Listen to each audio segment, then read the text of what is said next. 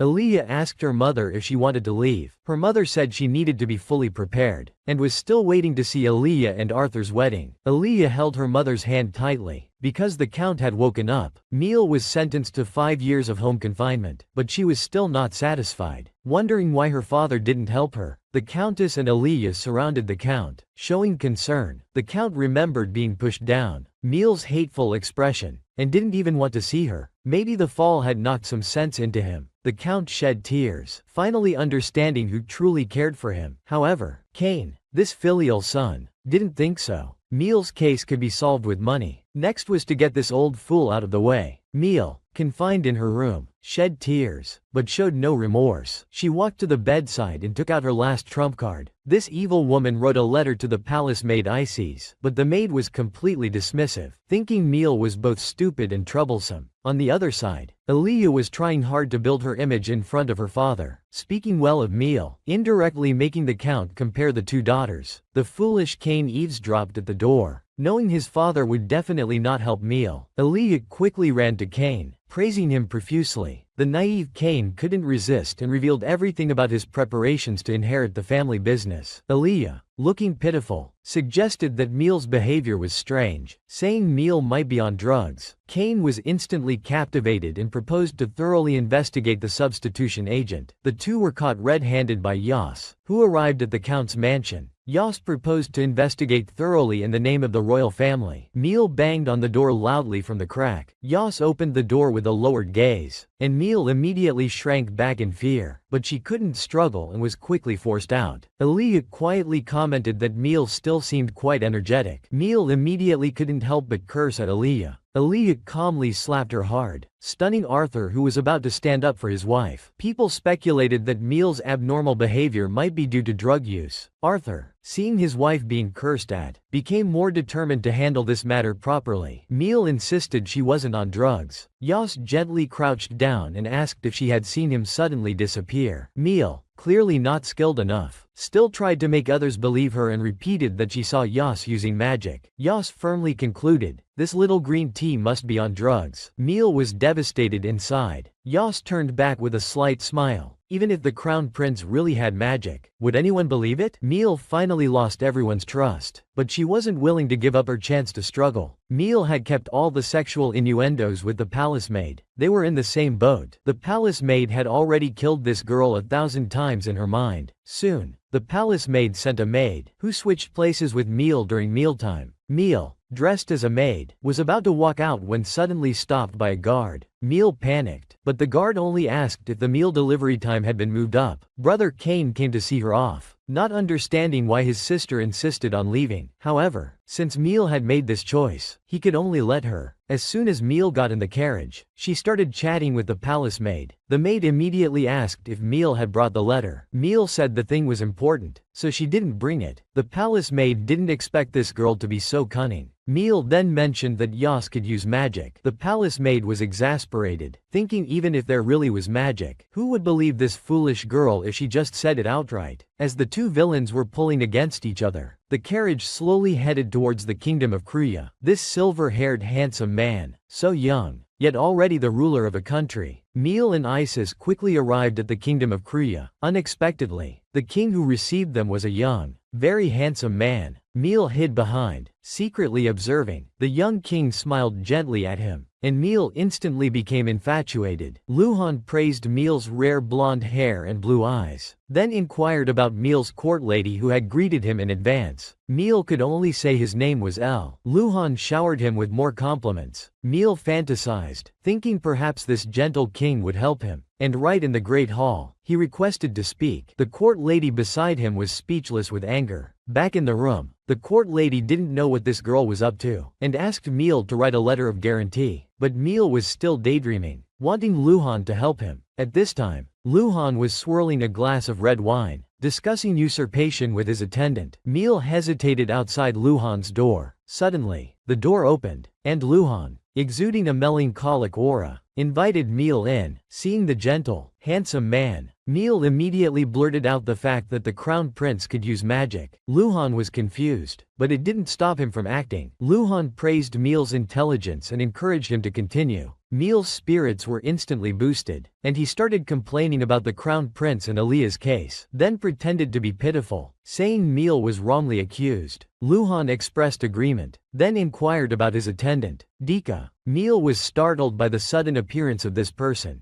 Dika also expressed agreement and even winked at Meal. Then the smooth-talking Luhan leaned close to Meal, inviting him to lunch. However, Meal's Mary Sue fantasy was quickly shattered, as it was a meal for 4 people. At the dining table, Meal learned that the court lady had long planned to annex Kruya, so she had sent an imperial person named Picasso to make contact. The court lady thought Luhan didn't believe in magic. When Yas was young, he had fled to Kruya because of the assassination of Isis's father, so Luhan and Yas might know each other. To avoid being invaded by Kruya, the father wanted Isis to become the empress, thereby indirectly controlling the empire. However, Luhan's expression was full of disdain, clearly knowing something. The court lady hinted at Pika to propose a marriage alliance, but unexpectedly, Luhan didn't acknowledge it, claiming he would marry after defeating the empire. Pika also switched sides at the last moment, leaving the court lady furious but unable to express it. Then Luhan summoned Marquis Piat, who was the main person responsible for this war. The two arranged some tactics, but Piat suddenly proposed to go along. The main purpose of going to the empire was to find something. In the empire, Alia was surprised by Meal's escape. The two talked about Isis's divorce being for the purpose of attacking the empire. However, the mantis stalks the cicada, unaware of the oriole behind. Arthur had a face full of strategic planning. His empire was about to be attacked, yet this crown prince looked completely in control, because he already knew Isis's plan. Soon, he would lead disguised soldiers into the noble mansions. Although Alia trusted Yas very much, she couldn't help but worry about the consequences of war. Yas, however, kept something from Alia, seeming to want to give her a surprise. At the Rost family's dining table, the lady mentioned Meal's thoughtlessness. Alia took the opportunity to suggest that they still needed her father's help. Cain suddenly hugged her away, saying he was now the head of this family. Alia suddenly realized how selfish this family was. The count didn't trust his ex-wife. Cain didn't trust his father. Meal was very resistant. He and his mother were equally stubborn and selfish, but this made it easier for them to transfer assets. Alia and her mother looked evil. Soon Cain welcomed the disguised soldiers in. However, these people were surprisingly respectful to Alia. Alia guessed they might be wary of the crown prince, so she should help her husband too. Alia then suggested that they shouldn't be so formal, and should eat and drink freely. Sure enough, these people started to revel unrestrained. Although Cain was unhappy inside, he couldn't express it. Alia and her mother, however, had knowing smiles. This fool hadn't realized that the count's mansion was already an empty shell. Alia had gone to great lengths to empty the count's mansion, comforting the tortured maid with a face full of pity, saying they could now directly buy things with money. No need to wash bedding and vegetables every day. After all, they were all Cain's honored guests. They only needed to purchase through her invested food store, and Alia could earn commission fees while lying down. On the carriage, Marquis Piat and Pico were talking. Piat's purpose in coming to the Empire was to find his son Chloe's child, that is, his own granddaughter, and there was a girl who looked exactly the same by the crown prince's side. Chloe had been reluctant to inherit the title of Marquis for fear of getting involved in trouble. If he could find his granddaughter, perhaps the Piat family would have a successor. Luhan and Yas had known all this early on. Chloe had been looking for his first love all these years, and Alia was also of true noble blood. Who knows? Those who once looked down on Alia's birth might be afraid of being slapped in the face. Piat and Pika excitedly visited the count, immediately recognizing his son's first love. Then Pika suggested going to eat, but Piat was eager to see his granddaughter. As soon as the door opened, he saw Alia. Although Alia was very suspicious of Pika's appearance, Piat's intense gaze was too fervent, unable to hide his inner excitement at all. This hair, these eyes, it's exactly like Chloe. She must be his granddaughter. The man's door was knocked loudly. He thought his wife had come and immediately perked up. Seeing Pika, he was instantly speechless, like a frost-bitten eggplant. Just as Yas turned to close the door, a cane wedged it open. It was Marquis Piat. Yas sat face to face with him. Piat was puzzled about how Yas knew the truth. Yas said he only learned Piat's name through prey. Piat instantly recalled various events from his youth. Feeling a surge of guilt, Piat immediately received news of his son Chloe's love affair. The young nobleman, heartbroken after being told he was a gentleman, had a chance encounter with a courtesan and fell in love at first sight. He was eventually brought back to Kruya. Although his son's love affair was terrible, at least they had granddaughter Alia. Yas was suddenly surrounded by low pressure, realizing that this old man was actually acting on his wife's intentions. Although Piat's face was full of joy as he spoke of the benefits of Alia returning to Kruya, Yas was still furious. The onlooker Bika calmly sipped his green tea. Early the next morning, the young couple met again wearing matching outfits. Yas brought up the topic of Alia's biological father, worried that Alia might leave when she comes of age. Alia laughed, thinking Yas was too adorable. Yas then spoke directly, his sweet words making Alia shy. Alia told Yas that someone who didn't appear in times of crisis, even if they appeared now, what difference would it make? But Yas was still worried about Alia, expressing that he only wanted to be with Yas now. Yas's heart instantly blossomed. Outside the car, Count Piat, understanding his granddaughter's wishes, decided he could only give up for now. Yas had a smug and sunere expression. On the other side, the countess learned that there was a problem at the villa and hurriedly called back, only to see an unexpected person. Piat introduced himself to the countess, mentioning Chloe's name. The countess fell silent, saying she didn't know him at all. But when Piat turned the topic to Alia, the countess suddenly slammed the table and started cursing at the old man furiously. Yas awkwardly tried to mediate, introducing Piat as the Marquis of Kruya. The countess realized that noble blood flowed in Alia's veins. However, confirming based on appearance alone was unreliable. Dia suggested there was a way to prove it. At night, the young couple met again under the moonlight. Yas picked up Alia and carried her to the holy water pool. The luminous pool exuded a vague sense of mystery. Yas told Alia to touch the pool for good luck. Alia reached her hand in but wasn't rejected by the holy water. Yas smiled, explaining that Alia's grandmother had once been blessed by holy water, so if Alia had royal blood, she naturally wouldn't be rejected by the pool. Alia looked at the dumbfounded Yas, gradually realizing something was amiss. This woman of lowly status actually had royal blood? Yas's behavior was strange, and he kept staring at Alia's hand. Although Alia's heart trusted Yas, she still had some doubts. Alia placed her hand on the hourglass, and her ring immediately emitted a dazzling light. Alia thought that the hourglass's power might be related to the royal family, and Yas might have discovered something. But he was also waiting for something. Alia decided to confess to Yas about the secret of the hourglass and that she had lived one more life than him. If calculated by time, Alia was a generation older than Yas. Alia found Cain and expressed her desire to throw a big birthday party. Obviously, this fool hadn't realized Alia's scheme yet, and was even smugly thinking he was the head of the family and Alia had to come to beg him. As her birthday approached, Alia wore a green mermaid dress, welcoming commoner students, but was mocked by the nobles. The commoners were embarrassed by the taunts, but Alia told the nobles to get lost quickly, even thoughtfully preparing carriages, infuriating the arrogant nobles. Alia's bold behavior stunned the commoners, who praised the single lady. This scene was witnessed by her best friend Sarah, who felt relieved that Alia had grown up and could handle things on her own. Sarah then took out the birthday gift she had prepared for Alia. Alia promised to attend Sarah's wedding and catch the bouquet. Alia thought about how Sarah would become the mistress of the empire's largest family in the future. Feeling secure with such strong backing, Annie tactlessly asked why Yas hadn't arrived yet. Although Alia understood Yas was busy, she still felt inexplicably upset. Just then, a luxurious carriage stopped at the door. Yas had brought 2 carriages full of gifts to see his wife. Alia's mood instantly brightened, deciding to reluctantly forgive him given her cute boyfriend's sincerity. Alia held Yas's hand, deciding to tell him her secret. Yas gently comforted Alia, saying that loving someone means accepting and embracing everything, and there was no need to feel anxious or pressured. Alia nervously sat on the sofa and confessed to Yas about her ability to reverse time, explaining that her deep sleep and glowing ring were superpowers. Yas expressed regret, admitting he had once doubted Alia. The two gazed at each other lovingly, and Yas pointed out that superpowers were exclusive to the royal family. Since Alia wasn't royalty, she would have to pay a greater price. Alia was confused, and Yas realized she didn't know about her background yet. Although Alia's grandmother wasn't royalty, she had been blessed by holy water and gained abilities. However, activating these abilities required a great stimulus. What had caused Alia to gain her powers? Do you believe in superpowers that can turn back time?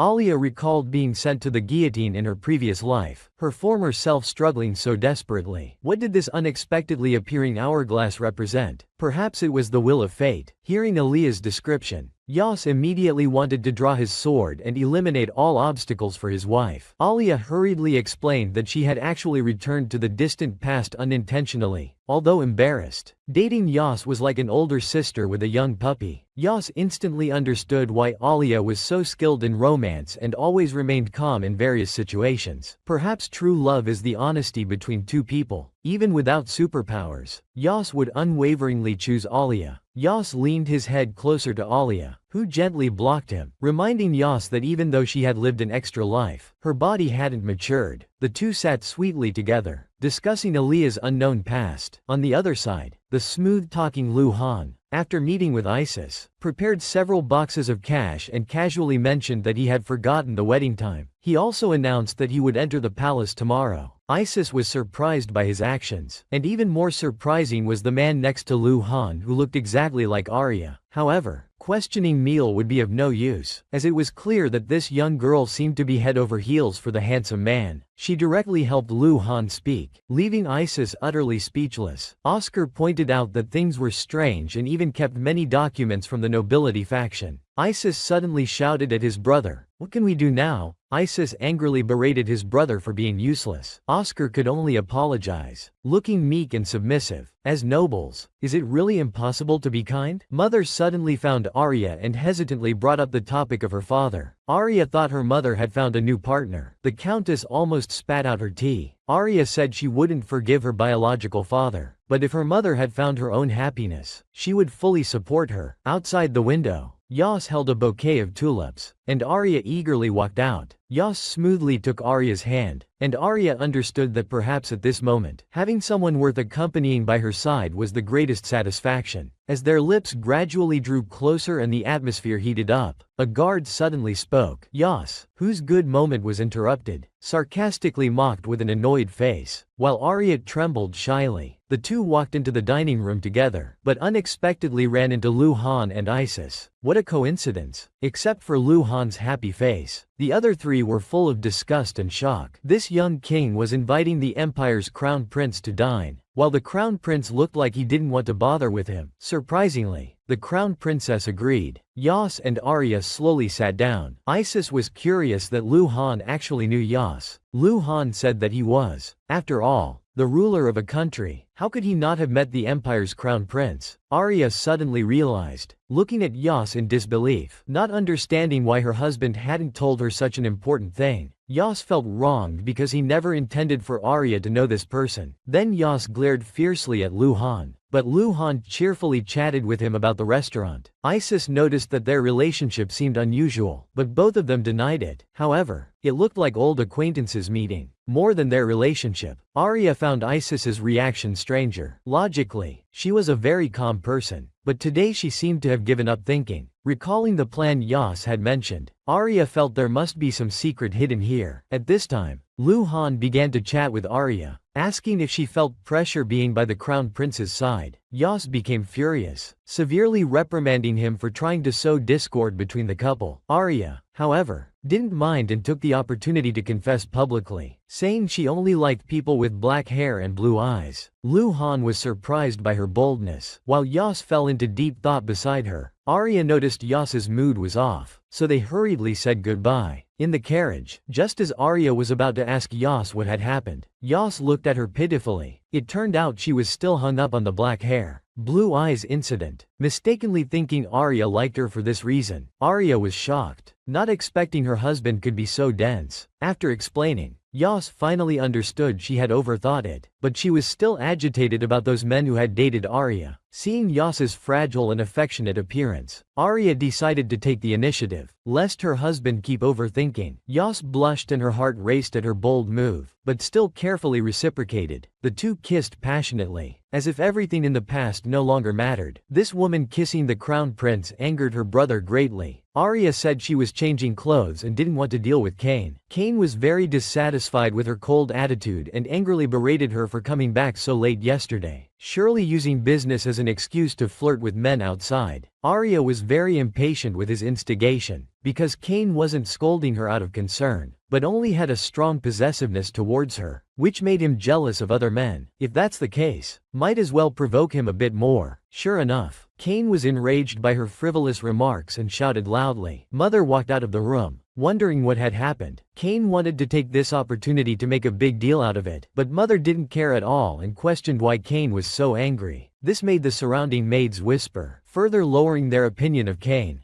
At this point, Cain had reached his limit and decided to exercise his right as the family head, ordering the maids to lock Arya in her room and not allow her out without his permission. As soon as he finished speaking, Mother hit him with a large penholder. Haing was about to have someone carry this stepmother out, but when he looked back, he found the atmosphere in the room was off, and not a single person in the room was on his side. At this moment, people from the Royal Knight Order came to visit and arrested Cain for treason upon seeing him. Mother asked Arya if she knew anything about this, but Arya just smiled and said she needed to prepare for dinner with Arthur. On the other side, Isis was sitting in a carriage heading to the Imperial City. He felt very uneasy because they had agreed to attack the Imperial City at dawn, but now the streets were eerily quiet. Looking at Meal again, he found that he had already been bewitched by Lu Han. At this moment, the carriage stopped with a clang, and Isis knew they had reached their destination. Just as he was about to say something, he looked up to find Lu Han coldly staring at him. The carriage door opened, and a guard roughly grabbed Isis, surrounded by a sea of people, mostly members of the noble faction, while the crown prince and knights stood on the execution platform. Even Meal sobered up now. Clearly the plot had been exposed. At this moment, Meal heard a familiar voice, and looking up, it was indeed Arya. She smiled sweetly as always, but her words were so cold. Meal, I've missed you so much. All the rebellious nobles from these kingdoms have been captured. The crown prince has announced they will be sentenced to death. At this moment, Isis was somewhat flustered, wanting to use the seal on the alliance to implicate Lu Han. But Lu Han smiled slightly, revealing that those seals were all fake. Isis couldn't believe it, as he had clearly checked them. Just then, a figure emerged from beside Lu Han. It was Bika. He had forged the documents and seals, deceiving Isis and gaining his trust. Isis gritted his teeth, never imagining he'd be betrayed by someone close to him. Looking at the trapped Isis, Alia recalled his past with Meal. Realizing that they weren't so foolish at the beginning, they rose to power not through wisdom, but through the influence of their noble families. Because of this status, they eliminated dissent, creating circles only accessible to nobles, and for a time became a powerful force in the kingdom. But as their followers gradually fell, Isis's vision became short-sighted, and he was ultimately defeated by the crown prince he once looked down upon.